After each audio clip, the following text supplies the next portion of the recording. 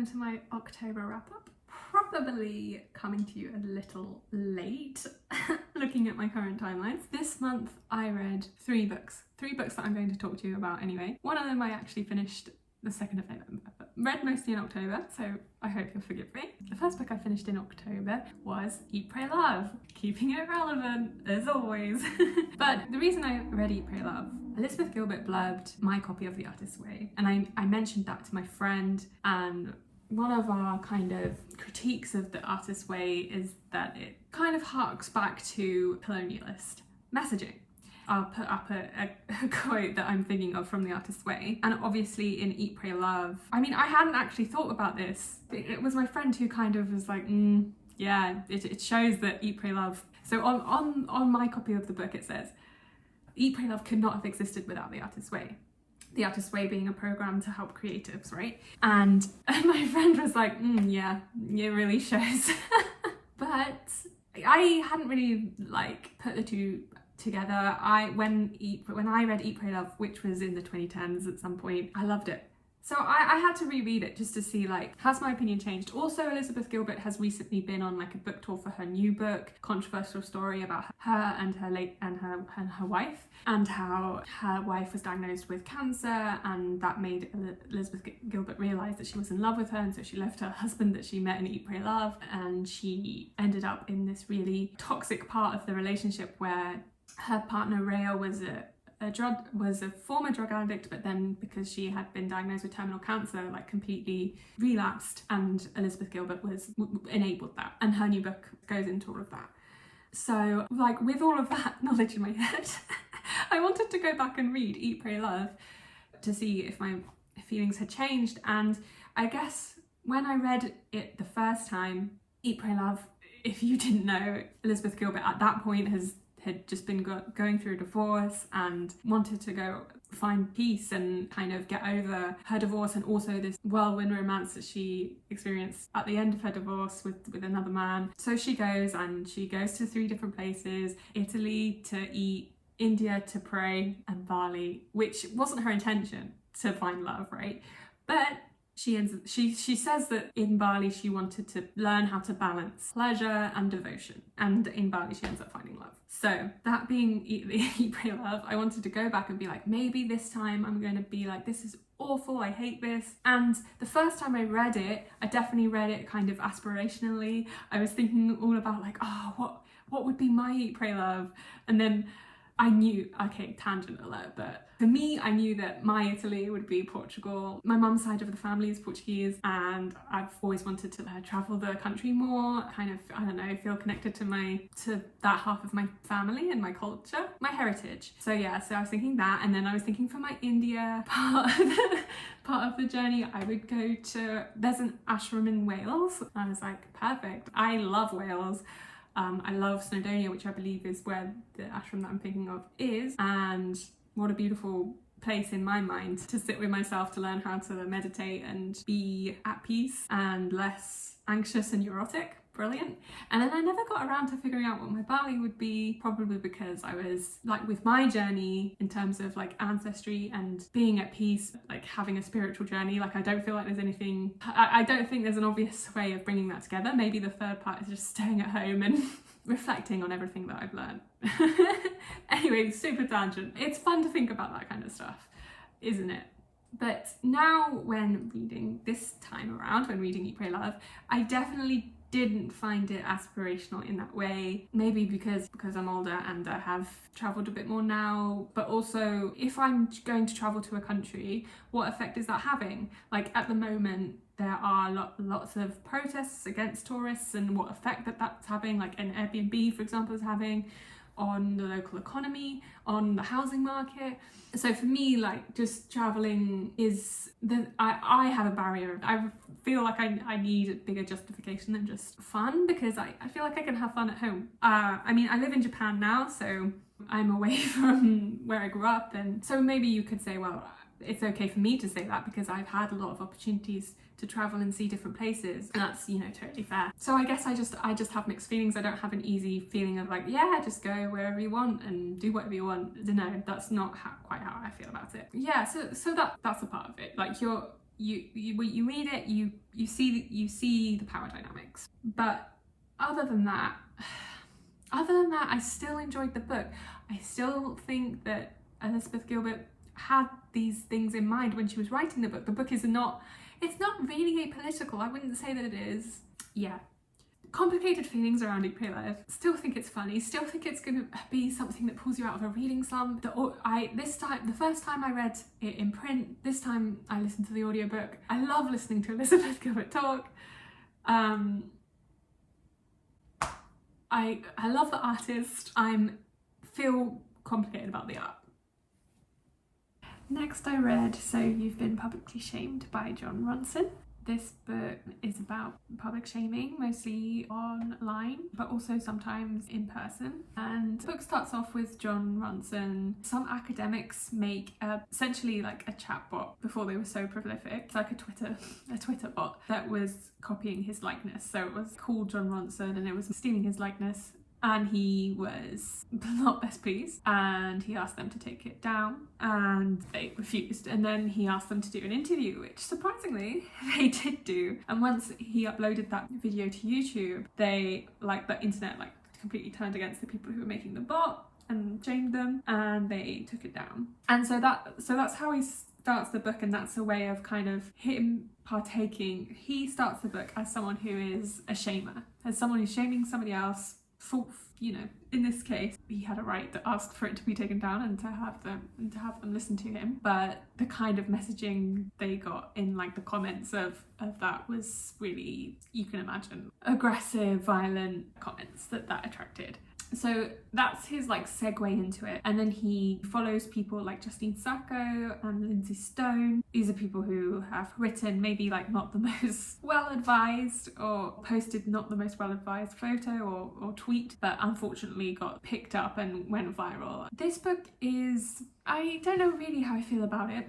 Reading it, I think the messaging is generally, you know, right. Public shaming is a massive problem. And there was this really interesting bit as well about where he tries to become like immune to shaming, and he compares cases where people were shamed but they kind of survived and just for some reason or other were not affected in the same way that some other people were. And as part of that, he goes to this anti-shaming camp where people go so they can kill themselves without having to feel shame. And then an interesting thing that the leader of that camp would get them to do, the first thing he asked them to do was like, okay, now tell us something you don't want us to know. Tell us something you don't want us to know. Imagine that being the first thing you are asked to do in a workshop, especially about shame. And then he encouraged the people in the group to be like, don't hide whatever you're thinking, don't be ashamed of whatever you're thinking, just say it. And so in the group, everybody is just being like, why did you say that? That really offended me. Why are you saying that? It offends me that you're offended. And it just being a crazy battle. I guess, I don't know, man. I think what it is that I generally struggle with like these journalistic explorations. I didn't feel like I could take anything away other than don't shame people. Don't shame people. Yeah, I guess it was an interesting exploration, but I don't feel like the book changed me. But I'm glad that it exists, and I'm glad that there was this space to explore these things happening and how it affects people and what can we do to change things and what would be better. I'm really glad that space exists within this book to kind of think through these ideas. But I kind of came off the back of the book feeling unsettled, but then of course I should feel unsettled. There's no easy answers. Yeah, this book doesn't offer any easy answers. I'd recommend reading it if you're interested in reading it. There's just something missing for me, but then like maybe that's just because I want easy answers. There isn't any. And that's not really the fault of the book or the author. It was sad, but surely I should have known that going in, right? Why am I surprised? The tone of the author is, he's funny, he's a funny writer. And like, I don't know, the cover of the book is kind of like it's kind of fun. So maybe my expectations was going in was like, this is gonna be, I don't know. I guess I just didn't set my expectations right going into the book. This is difficult subject matter. Prepare. Prepare. It's difficult read. And for me, I think, you know, it's still topical. Funny that I read it as I'm trying to like start a booktube career, and I'm putting myself in a situation where, you know, my words could be taken out of context, and I'm reading this book that kind of is talking about this thing that I'm scared of, and maybe that's another reason why I feel so. Ooh, this hurts. I guess like sometimes when you read books about difficult subject matter, you get a moment of catharsis because ideas are really well written and thought out, and I didn't quite get that from this. Is there a book that I can compare it to where there's difficult subject matter, but I would definitely recommend it? No, not in a comparable like genre. I do have a book in mind where it's difficult subject matter. I think it's really well explored, really well executed. Never want to read again because it was so horrific. And that book I'm thinking of is Asking for It, which is about like a popular girl at school who then experiences sexual violence and is then shunned for it. And how that book perfectly details how the like asking for it, how whatever you are saying, whatever you might say to say that someone is asking for it, none of those arguments make sense. Like none of those arguments make sense. And I think that book is just an exquisite portrayal of why that's true, and what an awful thing it is to say that somebody is asking for it. And yet creating this like very specific scenario, it still felt real, even in its brutality. Like it still feels like real, something that could happen, that would happen. That for me is like a 5-star book. I'm not a big rater of books because I just like my feelings are way more messier than that for the most part, but I would say for me that was a 5-star book, even though I do not want to read it again. Please don't make me. I'd rather read So You've Been Publicly Shamed again. I mean, not to say that like, oh, regardless, I would read it. I would read it again. It's just giving me kind of difficult, complicated things. That might be the majority of my reviews. Oh my god, what if I start a booktube channel and all my reviews are like, I just have complicated feelings about it and I don't really feel one way or the other. Compelling reviews. Here is Sarah fans. I don't know, I'm not sure. And if you've read it, let me know in the comments what you feel, how you feel about it. And then finally, this is a book I have in real life. I bought this at a bookshop in Tokyo. The Quotient by Helen Hoang. This is basically a reverse Pretty Woman story. Our main character, our main female love interest, Stella, has autism, and she decides to hire an escort to figure out how to date, essentially. Her experiences that she's had so far have led her to believe that she isn't any good at dating and sex, so she needs to get better in her mind. And then we have Michael, who is escorting for extra money to help his mum who has cancer, help pay for her medical bills. And there's this kind of unspoken secret throughout the book of why a certain insecurity that he has about himself and his situation with his family. So this book, I liked it. Yeah. I liked their relationship. I liked the exploration of like the syllabus that Stella wrote up for herself in terms of what would be good to learn, and then that being questioned within the relationship, like what is good to learn in dating? Because I'm not sure maybe that this syllabus that you've set up for yourself is it necessarily. And I've heard a lot of people complain about the miscommunication trope that happens towards the end. But here I think it's done well, because it's not that they weren't communicating, it's just that they didn't understand what each other meant, right? I think in some books, literally no one's saying anything that you can take anything. You can't take anything from their words. Okay, I can't believe I'm gonna make this comparison, but in normal people, I am one of those people that's like, why won't you just say something about what you're feeling? Normal People is by heavy hitter Sally Rooney, set in Dublin. They have the two protagonists, they're from different classes, and basically that book is like a long yearning of like no one saying how they actually feel. It's been a while since I read that book, but that's how I experienced it. And in that I am like, why isn't anyone saying anything to each other? Please just say something. Oh, but I didn't feel that way about it. I didn't feel that way about this. I felt like, oh yeah, I see, like, you did try and communicate something, but it just didn't come across the way that you thought it was going to come across.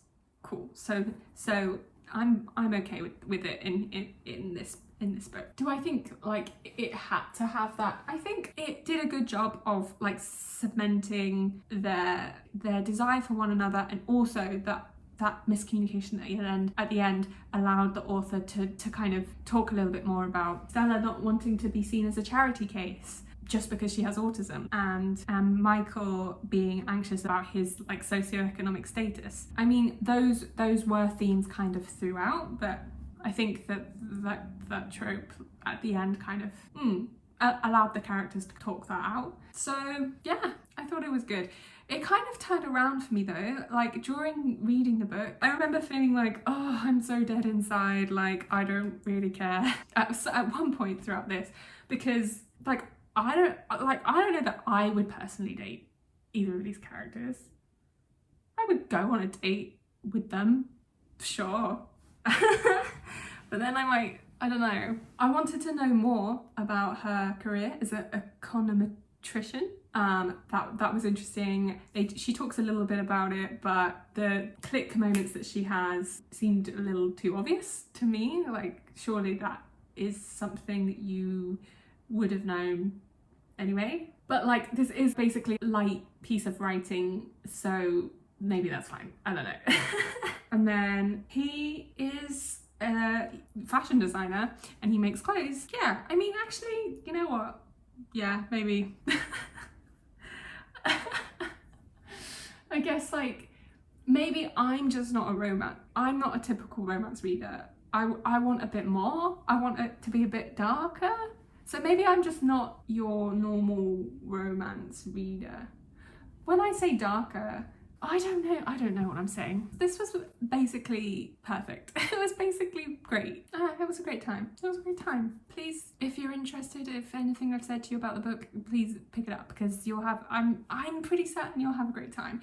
If you don't like romance, I don't think this is the book that's going to change your mind about that. I'm not sure if that book exists, because I'm not a romance reader, and I had fun with it, but at the same time, it's not like, oh, now I need to go and read more romance. You know what I mean? I feel like this is probably going to be one of the top books in its class. That's what I feel like. Not having read that many romances, this is definitely one of the best. Yeah. I think that's fair. But it is kind of shocking that I haven't read any, I don't think I've read any FF romances, any sapphic romances. Have I never read any sapphic romances? I need to remedy that. That's a tragedy. Maybe I'd feel differently about sapphic romances than I would about straight ones. Or gay male ones. That would make sense, wouldn't it? That would make sense. As a woman married to another woman, maybe I would prefer romance books about two women. Yeah, that would make sense, wouldn't it? Okay, I looked back on my StoryGraph and I realised that I am totally lying. I have read some sapphic romances indeed. So the first being Hani and Ishu's Guide to Fake Dating. I love that book. So it's about two girls at school, and one of them, her friends don't believe her that she's queer, and they basically are like, you've never dated a girl, how do you know? And so she's like, actually I'm dating this girl. And yeah, so then they go on to fake date, and it talks about race. I believe that they're both the only people of colour at their school, and it talks about religion and the importance of religion in their lives. And it was I just really have very fond memories of that book. Oh, also, I guess the reason that didn't come into my mind is because like none of these books are traditional like contemporary romances.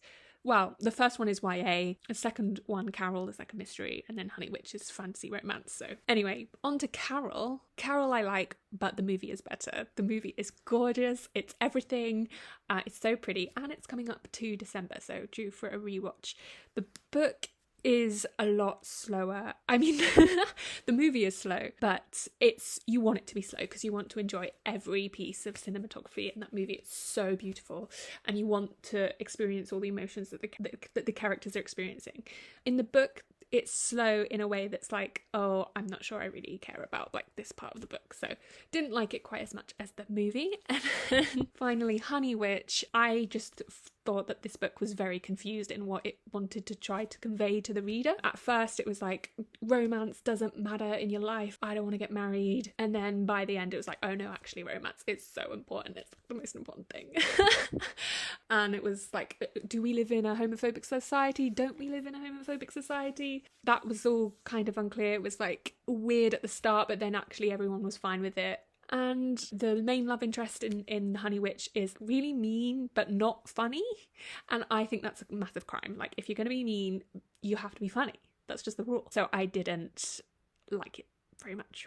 I have a feeling that it's the genre more than it is, oh, I just don't feel like this is like reflecting my life. It's not really about that for me, I don't think, but I'm so happy to do a vlog exploring sapphic romances. Would not complain. So yeah, maybe I'll do that. Let me know if you want me to do that. Yeah, positive thoughts, and would recommend. So that's all I'm going to be talking about in this video. I have read another book, but it's part of a different vlog, so I won't mention it in here. Feel free to follow me on StoryGraph. Sarah Van's there as well. If you're feeling nosy, I am. I follow everyone that I follow on YouTube. I'm following on StoryGraph, so yeah. I'm very nosy and curious as to what people are reading. Thank you for watching this far. See you in the next one.